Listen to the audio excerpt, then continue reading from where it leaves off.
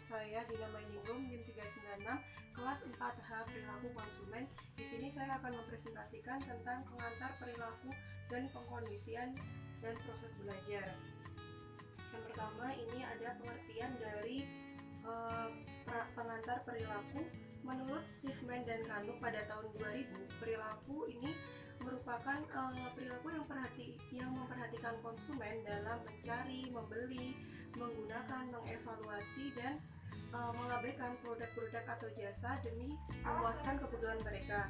Sedangkan menurut Laudon dan Della Vita tahun 1993, ini adalah proses pengambilan keputusan dan kegiatan fisik individu yang melibatkan individu lainnya dalam menilai, mendapatkan, menggunakan, atau mengabaikan barang-barang dan jasa.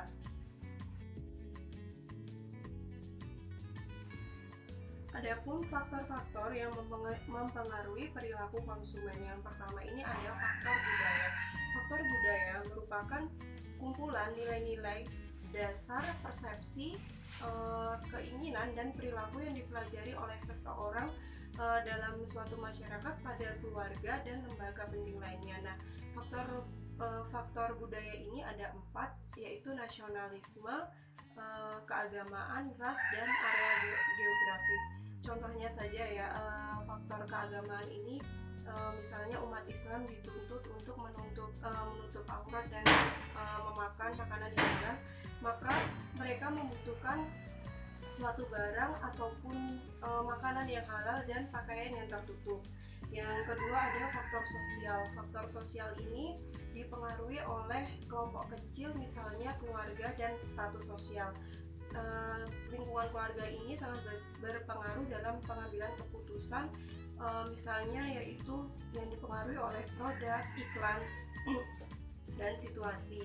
Adapun contohnya yaitu jika status sosial seseorang ini tinggi, maka kebutuhan akan barang dan jasanya ini juga semakin tinggi. Misalnya seseorang yang gila akan bahan dengan barang branded. Yang ketiga ada faktor pribadi. Faktor pribadi ini seperti umur, kondisi ekonomi, gaya hidup, dan kepribadian serta konsep diri. Kepribadian ini misalnya kita ini suka yang seorang remaja yang suka dengan pakaian yang sedang tren mengikuti perkembangan zaman, maka konsep dirinya itu selalu mengikuti perkembangan zaman. Yang keempat, faktor psikologis. Faktor psikologis ini ada 4, yaitu motivasi, persepsi, pengetahuan, dan kepercayaan. Sedangkan motivasi sendiri ini dibagi menjadi 2, yaitu biogenik dan psikogenik. Biogenik ini merupakan faktor dari psikologis yang berupa rasa haus, lapar, dan kenyang. Sedangkan faktor psikologis dilihat dari segi kejiwaan kita, yaitu berupa rasa aman, nyaman, dan dihargai di lingkungannya. Sedangkan persepsi yaitu proses seorang memilih atau mengorganisasikan informasi untuk menciptakan sesuatu yang berarti di dunia ini. Sedangkan pengetahuan ini seberapa jauh konsumen mengerti akan dampak dari suatu produk yang dibeli itu, apakah bermanfaat atau tidak bagi dirinya.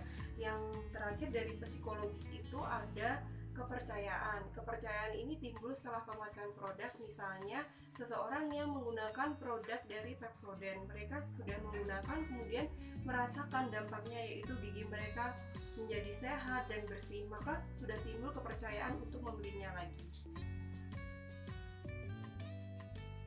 Assalamualaikum warahmatullahi wabarakatuh. Saya Muhammad Hasan Fadoli, NIM 428. Di sini saya akan menjelaskan tentang materi pendekatan atau bagian dari pendekatan perilaku, dan juga versus pendekatan kognitif. Untuk perilaku sendiri itu konsumen bisa mendekatkan dirinya kepada produsen dan menanyakan tentang produk yang dia inginkan, sehingga konsumen itu tidak salah memilih dalam memilih produk. Terus untuk kognitif sendiri itu, untuk pendekatannya itu melalui penjelasan dan juga teori yang diberikan atau konsumen inginkan, sehingga konsumen itu bisa bertanya kepada produsen, wah produk yang saya inginkan ini seperti ini. Jadi sehingga konsumen itu tidak salah memilih dalam memilih produknya. dan juga bisa berdasarkan riset dari konsumen sendiri. Selanjutnya itu pendekatan dan tahapan terhadap riset. Di sini ada bagian sini tuh ada dimensi riset, pendekatan perilaku, pemikiran kognitif. Untuk tujuan riset itu konsumen itu bisa mengetahui bagaimana barang yang dijual belikan itu keadaannya bagus atau tidak. Terus pendekatan perilaku itu mengubah perilaku. Terus kognitifnya itu pengujian teori. Terus objek studinya itu seperti sepatu itu konsumen itu dapat membeli sepatu dengan merek atau tipe seperti apa. Terus pendekatannya itu perilaku nyata, hubungan fungsional. Terus pendekatan kognitifnya itu pikiran, struktur atau proses mental. Untuk dimensi risetnya itu data dasarnya itu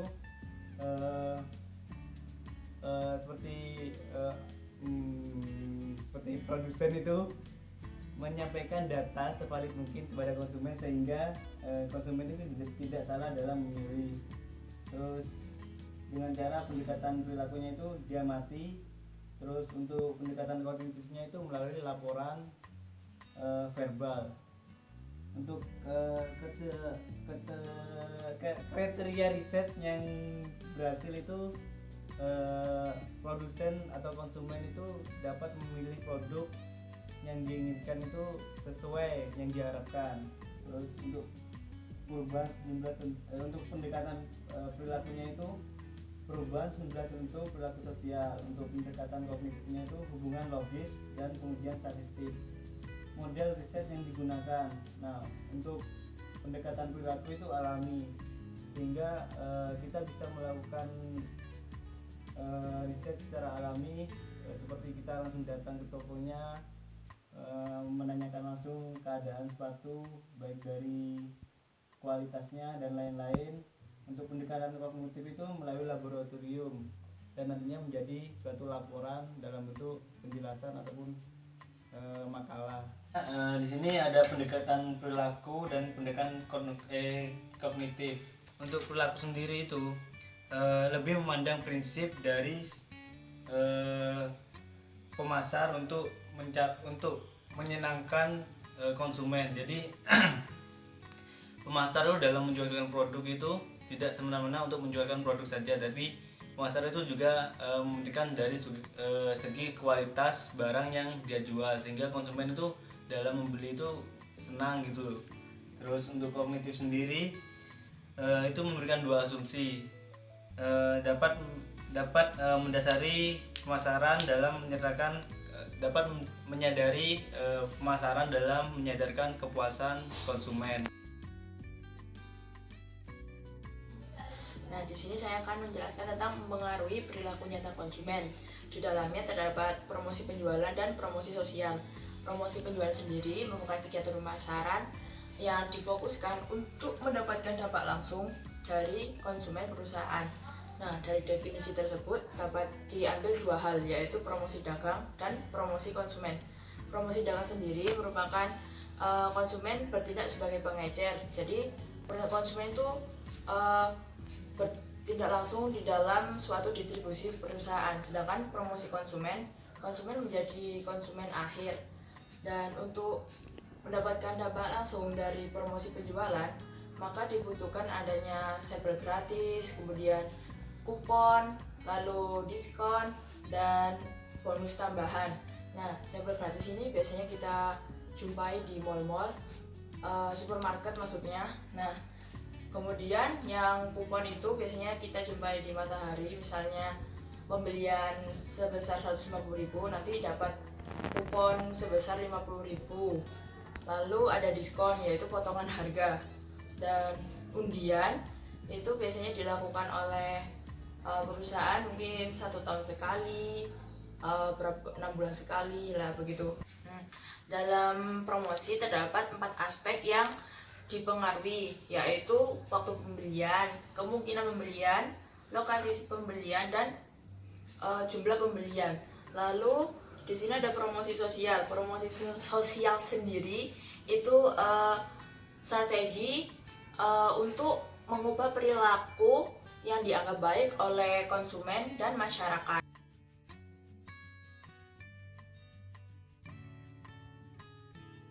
Lalu ada pengkondisian klasik yang merupakan proses di mana rangsangan yang netral dipasangkan dengan rangsangan yang tak dikondisikan sehingga menciptakan tanggapan yang dihasilkan dari suatu rangsangan yang tak dikondisikan semula.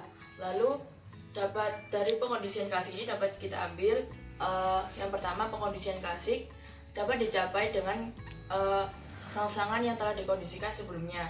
Lalu yang kedua ada perilaku yang dikondisikan secara klasik dapat dikontrol oleh rangsangan yang muncul sebelum perilaku.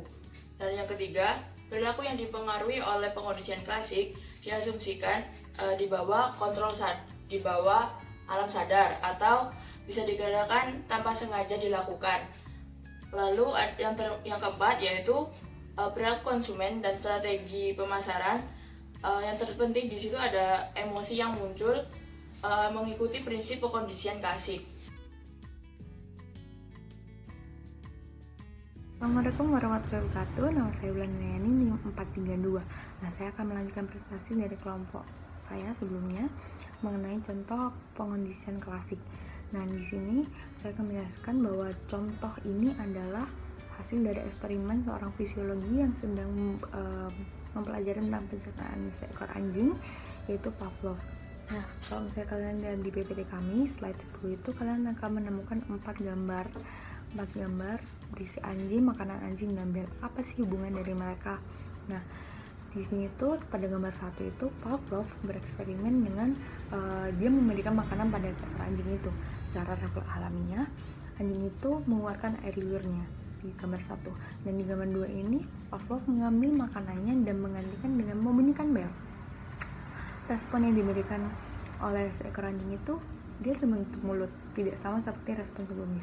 Nah, pada gambar ketiga itu Pavlov membunyikan belnya namun memberikan makanannya. Nah, di situ respon si anjing adalah menjulurkan lidahnya atau memberikan air liurnya. Nah, yang keempat, Pavlov ini mengambil kembali makanannya namun membunyikan belnya. Nah, respon si anjing adalah tetap memberikan air liurnya, menjulurkan lidahnya. Nah, hasil dari eksperimen si Pavlov ini membentuk suatu refleks baru pada seekor anjing tersebut. Jadi kalau anjingnya mikir kalau misalnya belnya dibunyikan, berarti saya akan mendapatkan makanan kayak gitu. Nah, selanjutnya adalah pengkondisian operan. Pengkondisian operan adalah suatu proses penguatan perilaku operan yang dapat mengakibatkan perilaku tersebut dapat berulang atau menghilang sesuai dengan keinginan. Nah, teori ini tuh kan dikembangkan oleh Skinner ya. Skinner itu berpendapat bahwa suatu tindakan itu pasti akan mendapatkan konsekuensi, penghargaan maupun hukuman. Nah, kalau misalnya kalian lihat di slide 11 di PPT kami, saya akan coba menjelaskan pakai contoh ya. Misalnya di suatu toko itu kita sebut misalnya Indomaret gitu ya. Indomaret ini dia memberikan penawaran gitu di akhirnya misalnya kan, ini kak nggak dibeli ini sekalian, biasanya 10.000 nih kak, sekarang harganya 9.000 gitu. Kalau misalnya konsumennya bilang oh ya deh boleh gitu, boleh itu juga, jadi kan artinya menyetujui. Nah, itu disebut sebagai penguatan positif. Namun ketika mungkin konsumennya berespon menggelengkan kepala, itu dinamakan penguatan negatif. Kalau misalnya konsumen ini tidak menerima dan juga tidak menolak, itu disebut sebagai hambatan. Namun kalau misalnya si konsumen ini memberikan suatu perlawanan, misalnya perlawanannya itu di sini kok segitu ya, kayaknya di sebelah itu diskonnya nggak segitu gitu, kayaknya 8.000 atau gimana. Nah, itu namanya hukuman. Nah, mungkin saya jelaskan pakai contoh biar kalian tuh paham. Kalau misalnya mungkin di WWT kan agak bingung, jadi lebih mudah untuk saya jelaskan pakai contoh. Mungkin cukup sekian presentasi dari kelompok kami. Kami mohon maaf apabila kami ada kesalahan kata ataupun perbuatan. Terima kasih. Wassalamualaikum warahmatullahi wabarakatuh.